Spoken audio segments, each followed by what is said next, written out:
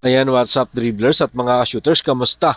Kamusta po kayo? Paano nga ba makakapasok ang Barangay Ginebra San Miguel sa top 4? Narito po ang senaryo. Pag-uusapan po natin yan sa video ito.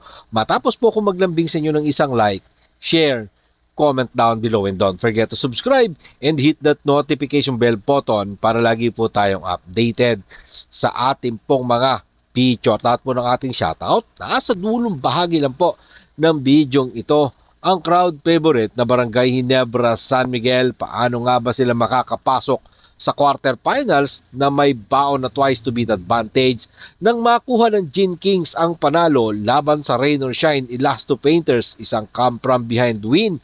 Diyan po yan ginawa sa Bahrain. Mamaya nga po susubukan ng Gin Kings na gumawa ng isang makabuluhang hakbang para sila makakapasok sa quarterfinals, tanga ng twice to beat advantage sa huling araw ng elimination round dyan sa loob ng Smart Araneta Coliseum. Sa ngayon, 4 na team ang nag-aagawan para makapasok sa quarterfinals. Tangan nila ang twice to beat advantage. Una na nga po dyan, itong Barangay Ginebra San Miguel, Token Text Tropang 5G, Converge 5Rexers at ang Magnolia Chicken Templados. Sa ngayon nga po ay hawak ng San Miguel Beermen ang number 1 spot at sure nang sila ang magmamay-ari po niyan. Sunod sa kanilang Rain or Shine Elasto Painters. Pangatlo po dyan sa kasalukuyan ng Token Text Tropang 5G na mayroong 7-3 win-loss record. Pang-apat po dyan ang Converge 5Rexers. Pang-lima ang Magnolia Chicken Templados at pang-anim ang Gin Kings. Pero kung titingnan po natin, tabla ang Gin Kings at Magnolia sa 5th place na may parehong 6-4 win-loss record. Ang Magnolia, Token Text at Ginebra ay may tagi-isa pang laro sa huling araw ng elimination round. Mamaya nga po yan. Ang first game po dyan ay gaganapin sa loob ng Smart Araneta Coliseum, bakbakan ng Magnolia Chicken Templados at Token Text Tropang 5G. Mamaya nga pong 5:30 PM kung saan inactivate na nga ng Magnolia Chicken Templados as playing coach si Coach L.A. Tenorio para naman palitan ang injured na si Paul Lee. Nilagay naman ng Magnolia Chicken Templados sa injured reserve list. Ito nga pong si Paul Lee. Matapos nga po ang laban ng Magnolia Token Text Tropang 5G, susundan naman po yan ng bakbakan ng Barangay Ginebra San Miguel at ng Titan Ultra. Tanong, eto po yung tanong, papaano nga ba makukuha ng Gin Kings ang top 4 or twice to beat advantage na alam naman natin yan ang gustong mangyari ng mga Gin Kings fans. Una, kailangan nilang talunin ang Titan Ultra Giant Riser. Pag nangyari yan, magkakaroon po ng 4-way tie ang Gin Kings, Token Text Tropang 5G, Converge 5Rexers.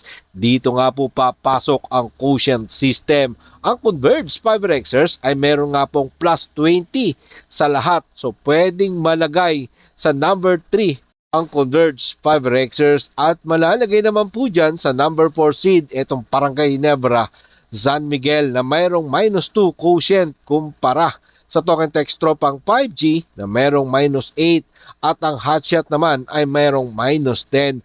Ang mismo pong computation na ito ay nanggaling mismo kay PBA Chief Statistical Fidel Mangonon III at yan nga po magiging daan ng Gin Kings para sila maging number 4 seed at makuha nila ang twice to beat advantage at magiging number 5 po dyan ang Token Text Tropang 5G. So pag nangyari yan, Token Text versus Barangay Ginebra San Miguel.